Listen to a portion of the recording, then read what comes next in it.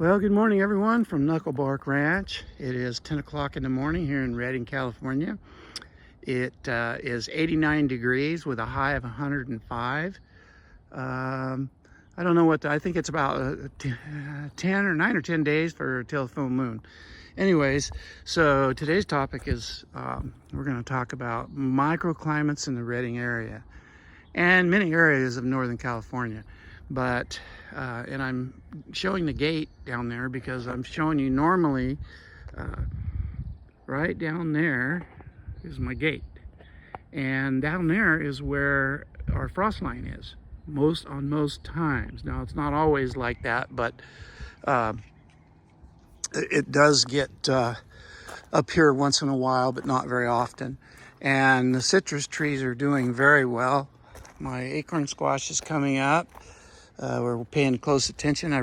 This bed right here, we're going to lower it. We're going to take this guardrail off right here, pull these stakes out, and we're going to lower this guardrail down. And we'll have a surplus of compost, because that was all compost. That took 5 yards of compost before I wised up and learned that I'm supposed to put at least 18 inches of dunnage, what we call dunnage, old logs and splits and wood and split wood and slash and stuff like that. So everything's going well here. We did have to spray again yesterday over in this garden for aphids, so we'll keep a close eye. We always have a problem with aphids around here, so we have been going pretty good. Anyways, our corn's coming up and doing well. I've had to mound them because they're kind of wanting to fall over. All right, so hopefully they'll get some good roots and we won't have to worry about that. This is my compost pile here, and a lot of those are volunteers. So this is what they call over out there. I get it from Abernathy Drive out there, City of Redding. They also have compost. It's seed free. So you won't have any weeds in this stuff. That's $30 a yard. This stuff is $7 a yard, and this is called overs. So when they process the stuff that comes in, all the slash and different things that come in on their green waste, they grind it up and turn it into compost, and then it goes into a big black tube to roast it. So it kills all the seeds and everything. And I don't forget how many weeks they've got to keep it in that tube, but it's really, really good compost. And the overs is good too. It's just full of seeds. But we can deal with that for $7 a yard. Anyways, here we are back here, and everybody's looking good. This is my first time out in the garden this morning. I haven't really had the opportunity to get out here this morning. I slept in till 7:30, and usually I'm up at the crack of dawn or before 4:30 in the morning or 5. Anyways, so there's all kinds of microclimates in Redding. We are above the frost line right here, so that's one reason that we can grow citrus trees. My peach tree is doing real well. Gosh, I thought I stripped it down so bare, but it broke a limb off over there, and I'm not really understanding how I could have missed a bunch. But there's my bunch of peaches. Anyways, but there's my my citrus orchard, little citrus orchard.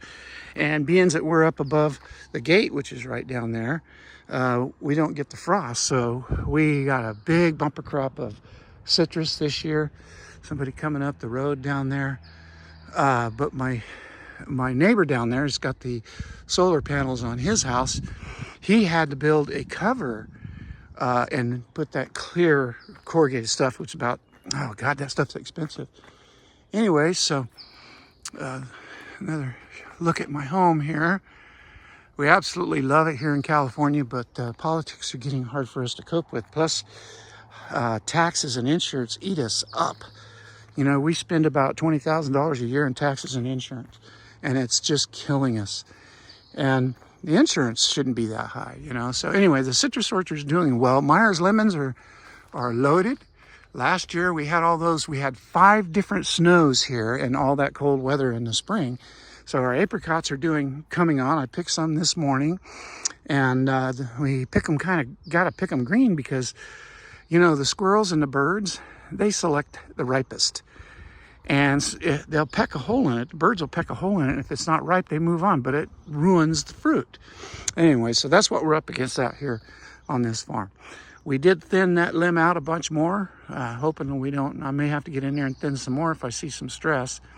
But we have been roping them up. That tree is so brittle, it breaks so easy, but it's such a big producer. It's a big producer of fruit. Anyway, so our dragon eggs over here, they're coming on. And so we, you know, on a normal year, we don't get frost up this high, but last year, on 22-23 winter season, we got hit with 5 different snows up here on this hill, right? And it really had an impact on my citrus. So if you live in a microclimate like this, and you can identify where your frost line is if you're on a mountainside. If you get up on a mountainside or top of a hill or something, you can get above the frost line. And especially if you're facing a southern face of a mountain, it creates a problem of being way too hot. So now we're here on the northern side of the mountain. And so the sun goes down earlier in the winter. So we can still grow things like snow peas and things that'll grow throughout the winter. We can grow that stuff here because we don't get the frost, right? So, and even if you were on the southern face, it'd get hotter. So you could just use some shade cloth. And see, we use shade cloth on our peppers because, believe it or not, I've grown peppers right out in the scorching sun, and they don't like it.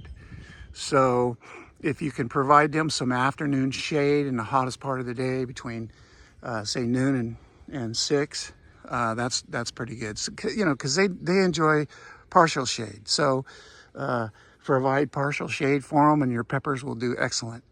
Anyway, so here we are. So our microclimate here is above the frost line, and that's one of the identifiers. And then how much shade, how much sun you got, how much shade you should provide for your plants. And we picked the north side of a mountain to build on because Redding is so hot. And then, uh-oh, someone's hollering. Okay, gotta go. Bye-bye.